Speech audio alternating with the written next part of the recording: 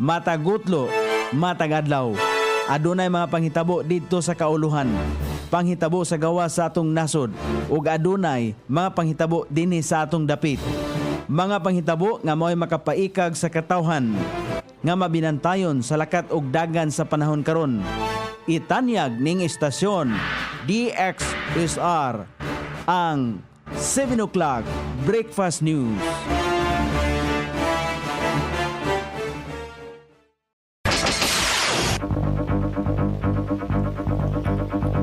Ikala, kumusta? May buntag Iligan, may buntag Mindanao, may buntag Pilipinas. Adlang Martes, pitsa 11 ni buwan sa Nobyembre ning tuiga 2025. Sangan sa ato station manager Pastor Ruben Solapas, kini ang inyong KSR Kabisaya Nune B.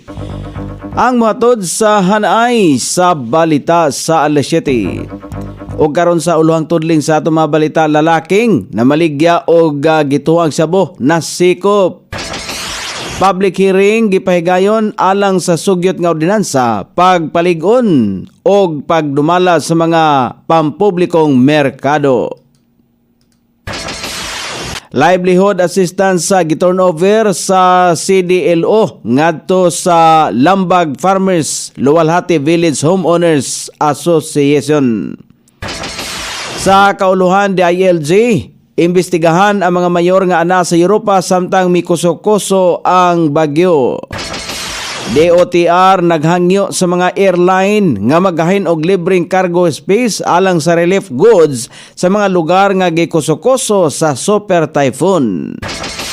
Pipila ka mga tulungaan na balik operasyon human sa pipila ka mga tugpahanan balik operasyon human sa super typhoon nga uwan. Sa gawa sa nasod Japan, ipakita sa publiko ang mga papilis mahitungod sa pagpanag-iya sa Senkaku Island. Balita sa kinabuhing Kristohanon, mga terorista sa Burkina Faso gitarget ang mga Kristohanon. Kini ang uluhang tudling sa itong mga balita nga dalit kanato ning istasyon DXSR 106.7 sa inyong FM dial. Ang bugtong radyo sa dakbayan siligan nga nagsibya sa balang kasulatan, pinasubay sa inspired and preserved. Not simply dictated, King James Version sa Anchor Broadcasting Corporation. O karon sa kompleto nga detalye, napalitan sa mga otoridad si alias Aninard og usa ka pakete sa gituang sabo nga balor og 500 pesos sa anti-illegal drugs operation dito sa Purok 3 sa Paitan, Barangay Dalipuga, sakop ni Dakbayan sa Iligan. Ang suspect 37 anyos og nanginabuhi isip usa ka vendor. Nakuha gikan sa iyang posisyon ang duha ka medium og usa ka small size nga pakete sa gituang druga. Wala magmakuli ang suspek sa pag-angkon nga iyaha ang nakuhang ebidensya sa kapulisan. Ana karon ang suspek sa Police Station 1. Gipahigayon kagahapong adlaw Nobyembre 10 ang public hearing kabahin sa sugyot nga ordinansa nga Supervision and Control of Public Market ni Councilor Bernard Pacania, ang Committee Chairperson on Economic Enterprise. Sa hearing gisgutan ang mga restrictions o prohibitions nga ipatuman sa Palao Market, Tambo Market o Central Market sama sa pagtulog sulod sa merkado, pag-inom o ilimnong makahubog, pagbitbit o pagpuyo sa mga langyaw kon sa mga langyaw nga hayop, panigarilyo gawas sa gi-designate nga smoking area o pagluto gawas sa lamang sa mga karinderya section. Gisgutan usab ang plano sa pag-adapt sa electronic wallet payment system gamit ang Pimaya, GCash o uban pa aron nga mas mapadali og luwas ang transaksyon sa merkado. Tinguha nini nga mapalambo ang kalimpyo, seguridad o kahapsay sa operasyon sa mga pampublikong merkado sa Dakbayan. Gipadayag sa Economic Enterprise Development and Management Office nga padayon silang mangulikta og suhestyon gikan sa mga vendors o katawhan aron mas mapahapsay pa ang mga palisya nga ipatuman sa mga merkado. Turnover sa Cooperative Development and Livelihood Office o City Agriculturist Office ang livelihood support ngadto sa Lambag Farmers Association sa Barangay San Roque ug Luwalhati Village Homeowners sa Barangay Suarez ning Baguhay lamang. Ang livelihood support ubos sa programa sa panginabuhian alang sa pagkaon o pagpalambot sa pamilya kon 6-piece program diin aduna kini bugas, sardinas, noodles o daghan pang uban. Lakang kini isip abag sa komunidad pidagi sa paghatag og livelihood project subay kini sa Iligan Development Goals ni Mayor Frederick Siao ang pagpakigbisog batok sa kapobrehon. O karon sa balita sa kauluhan, imbestigahan karon sa Department of the Interior and Local Government, DILG, ang pipila ka mga mayor o lokal nga opisyal sa Cebu nga mibiyahe paingon sa Europa samtang padayon ang gikuso-kuso sa bagyong Tino ang probinsya nga nagdala og grabing kadaot og mikotlo og pipila ka kinabuhi. Sumala pa kang Assistant Provincial Administrator Aldwin Emphasis gitahasan sa DILG Central Office ang Kapitolyo sa Cebu nga magsumiti og mga travel order og tukmang dokumento aron matumbok kung adunay legal nga basihanan ang mga biyahe sa nasong mga opisyal. Lakip sa mga nahatagan ni Governor Pamela Baricuatro og Foreign Travel Authority ang pito ka mga mayor gikan sa lain-laing lungsod sa Cebu. Hasta na usab si Provincial Board Member Andre Duterte. Gipatin-aw ni Gobernadora Baricuatro nga ang mga travel authority ang napirmahan sa wala pa moigo ang bagyo o uban pang kalamidad sa rehiyon. Samtang si Tourism Secretary Cristina Garcia Frasco ang atoa sa London niadtong Nobyembre 4 og isip punuan sa delegasyon sa Pilipinas World Travel Market.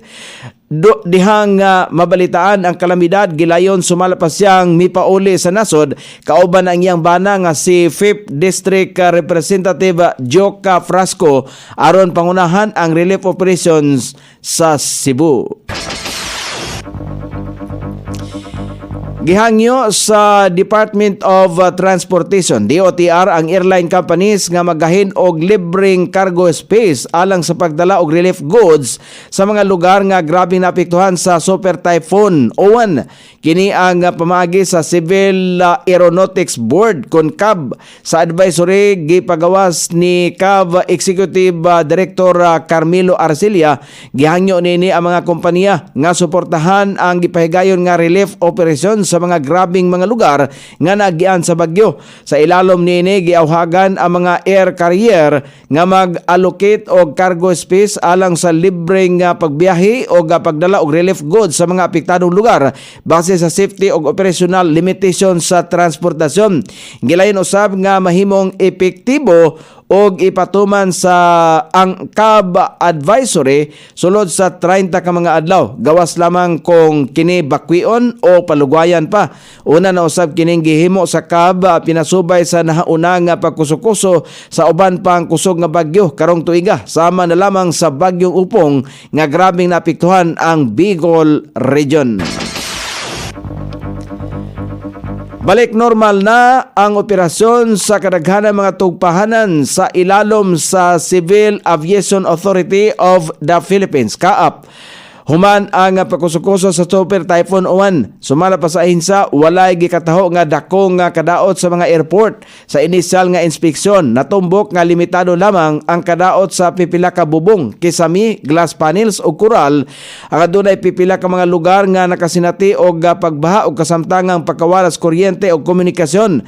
Gawas panini, gipataas pagyapon ang flight advisory sa mga tugpahanan sa Bicol International, Masbate, Naga, Virac, Dait o Kawayan.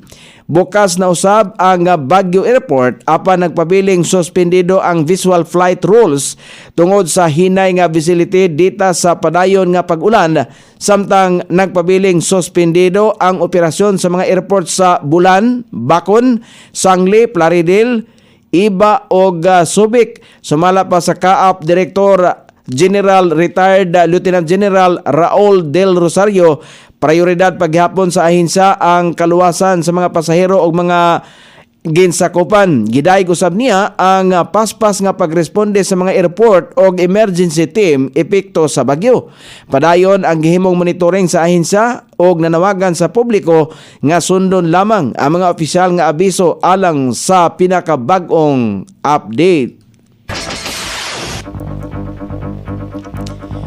O karon sa balita sa gawa sa nasod, ipakita sa Japanese government kadto sa publiko ang mga historical records nini nga nagpamatuod nga dili kabahin ang Senkaku Island sa ilahang mga teritoryo. Ang tinguha sa Japan government mao ang makahuna-huna ang nasod sa China mahitungod sa pagpangangkon niini sa tibuok ka Senkaku Island. Lakip sa ipakita nga dokumento sa publiko mao ang kasulatan diin gihatag ni Qing Dynasty ang Senkaku ngadto sa Japanese government. Mainumduman nga interesado ang China sa Senkaku Island tungod sa oil deposit sa teritoryo niini. O karon sa balita sa kinabuhing Kristohanon, giatake kaniadtong diaging mga adlaw ang mga Kristohanon sa nasod sa Burkina Faso sa duha ka managlahing higayon. Ang usa ka kaso mahitungod sa mga Kristohanong magtutungha nga mga gipangpatay, samtang ang lain usab nga kaso nakasentro sa pagkidnap sa usa ka misyonaryo samtang nagpahigayon og panagtigom. Gitudlo ang mga miyembro sa rebuilding grupo nga mga kaalyado sa Al-Qaeda o ISIS ang nasa likod sa pagkidnap o pagpatay. Tungod ini padayon gihapong nagpabilin sa listahan ang Burkina Faso aron tutukan ang panghitabo sa mga Kristohanon sa naasoyng nasod. O karon sa kahimtang sa pagbanabana sa dagan sa panahon, ang sentro sa Bagyong Uwan anak kini mahimutang sa gilayong 290 km sa west-northwest of Lawag City, Ilocos Norte or 355 km sa west of Kalayan, Cagayan. Nagdaa kini og gikuskon nga hangin nga 120 km matag oras nga adunay pagkusok-kuso nini nga 150 km matag oras. Nag-irog kini sa gikusgon nga 15 km matag oras palayo sa nasod nga Pilipinon. Ang Ilocos Region, Cordillera Administrative Region, Cagayan, Metro Manila, Central Luzon, Calabarzon, ubang bahin sa Cagayan Valley, Western Visayas, ubang bahin sa Luzon, ubang bahin sa Visayas ug ingon man din sa Mindanao, ang makasinati paghapon karong adlaw og manag-umon nga kalangitan inubanan sa patak-patak nga mga pag-ulan kini epekto sa extension sa uwan og localized thunderstorm.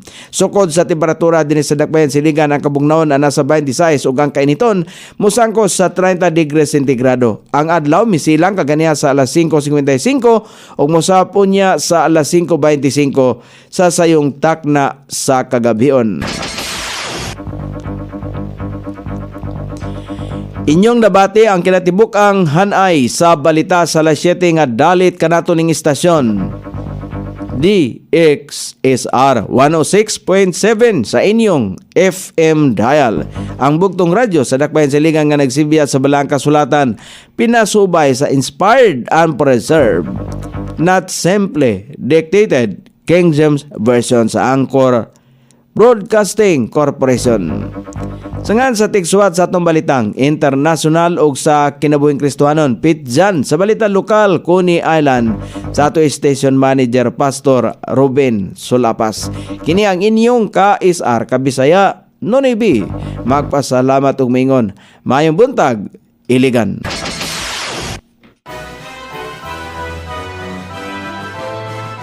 Inyong nabati ang 7 o'clock breakfast news hangtod na usab og mga adlaw sa samang takna o sa samang istasyon. Daghang salamat sa iyong pagpaminaw ug maayong buntag.